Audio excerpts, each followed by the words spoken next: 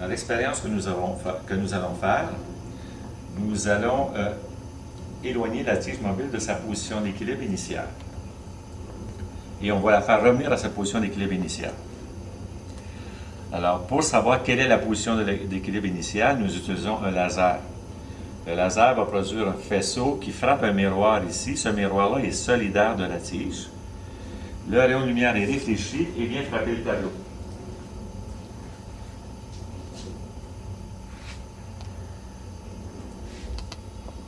Alors ici, on peut voir qu'on a une marque de référence. Chaque fois que le faisceau revient à cette marque de référence, eh bien, la tige revient à sa position d'équilibre initiale.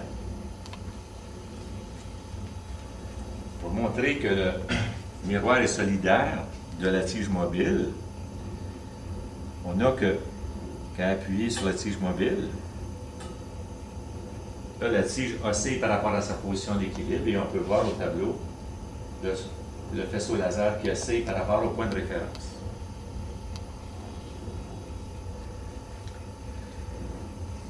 Dans cette expérience, ce que nous allons faire, nous allons éloigner la tige mobile de sa position d'équilibre en ajoutant des masses.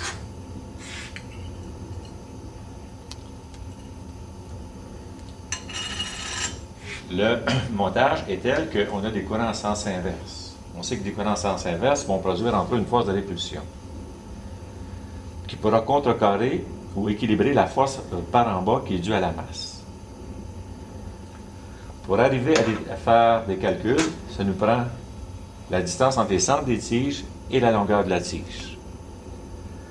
Pour arriver à déterminer la distance entre les centres des tiges, ce que nous allons utiliser, c'est une cale. Nous allons placer la cale entre les tiges. Nous allons mesurer l'épaisseur de celle-ci. Nous allons déterminer ou mesurer le diamètre d'une tige, puisque ces deux tiges-là sont égales, on pourra arriver à calculer la distance entre le centre des tiges. Alors, allons-y. On commence par mesurer l'épaisseur de la cale.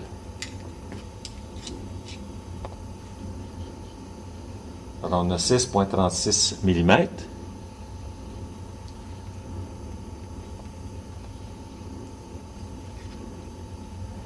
Ensuite, diamètre de la tige, 3,21 mm. Et la longueur de la tige parcourue par le courant,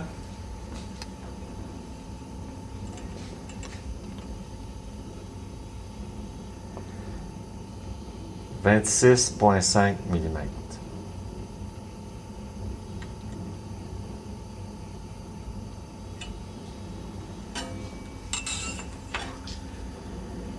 Maintenant, nous allons déterminer la masse de chacun des petits rubans qui vont être ajoutés au plateau.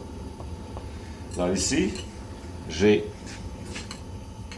6 petits rubans de même longueur que je vais aller placer sur la balance de précision.